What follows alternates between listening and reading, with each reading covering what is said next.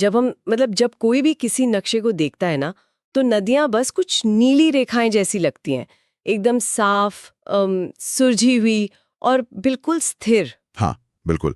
ऐसा लगता है जैसे किसी इंजीनियर ने बड़े सलीके से उन्हें कागज पर खींच दिया हो। सही कहा। लेकिन आज हमारी टेबल पर जो एशियाई विकास बैंक की रिपोर्ट्स, पुराने ऐतिहासिक दस्तावेज और जो भूवैज्ञानिक डेटा का इतना बड़ा स्टैक रखा है, जब हम इस डीप डाइव में गहराई से उतरते हैं तो एक बहुत ही अलग तस्वीर सामने आती है। एकदम अलग तस्वीर। कागज पर खींची गई वो शांत नीली रेखा असल में एक विद्रोही, जिंदा और कभी न रुकने वाली ताकत है। बिल्कुल। तो आज की इस चर्चा में हमारा मिशन यही है, भारतीय उपमहाद्वीप की दो सबसे विशाल नदी प्रणालियों मतलब गंगा और सिंधु तंत्र को डिकोड करना है।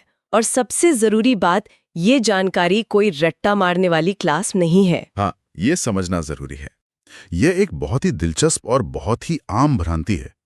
तकनीकी और भौगोलिक नजरिए से अगर हम देखें तो गोमुख के ग्लेशियर से जो प्रचंड धारा निकलती है ना, वो असल में भागीरथी है। अच्छा, भागीरथी है वो? हाँ, अगर हमें गंगा नदी तंत्र को उसके असली रूप में समझना है तो हमें भागीरथी हो थोड़ी देर के लिए किनारे रखना होगा और अपना पूरा ध्यान एक दूसरी बहुत विशाल नदी पर केंद्रित करना होगा, अलकनंदा। अलकनंदा मतलब अगर अलकनंदा को समझना हो तो इसकी कल्पना एक बहुत ही चौड़े प्राकृतिक हाईवे के रूप में करनी होगी, है ना? बिल्कुल सटीक उपमा है ये। ये सतोपंत ग्लेशियर से शुरू होकर नीचे की ओर आता है और पहाड़ों में ढलान इतनी तेज होती है कि आसपास की घाटियों से छोटी बड़ी नदियां मतलब एक भयानक रफ्तार से आके इस मुख्य हाईवे में मिलने लगती हैं।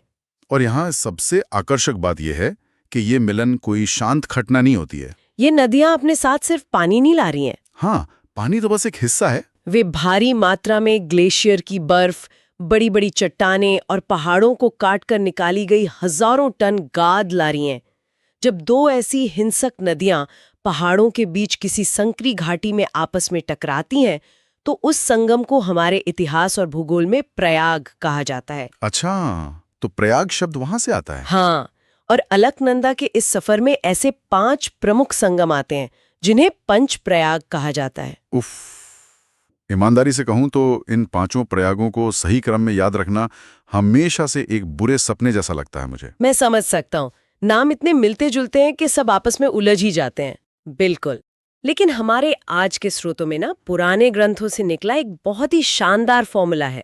मतलब बस एक लाइन याद रखनी है, विष्णु के नंद के कान में रुद्र और देव बसे। ये फार्मूला सच में कमाल का है। ये पूरे रास्ते को उत्तर से दक्षिण की ओर एकदम सटीक तरीके से मैप कर देता है। तो इसे थोड़ा डिकोड करें। जरूर।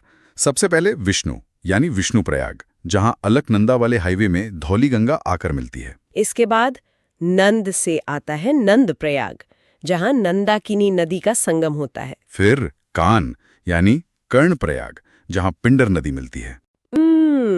फिर आता है रुद्र यानी रुद्र प्रयाग, जहां केदारनाथ से आने वाली मंदाकिनी जुड़ती है। एकदम सही। और अंत में आता है देव यानी देव प्रयाग। और यहीं पर वो मैजिक होता है ना? हाँ, यहीं पर वो जादुई भौगोलिक पल आता है। इसी देवप्रयाग में अलकनंदा हाईवे से वो नदी आकर टकराती है जिसकी बात हमने एकदम शुरुआत में की थी, गोमुख से आने वाली भागीरथी। बाप रे, इतनी सारी नदियों का पानी! बिल्कुल। और जब इन दोनों विशाल जलधाराओं का पानी आपस में पूरी तरह गुंधा जाता है, तब जाकर उस संयुक्त ताकत को पहली बार गंगा का नाम मिलता है। तो ये जानकारी एक बहुत बड़े ट्रैप को भी साफ कर देती है।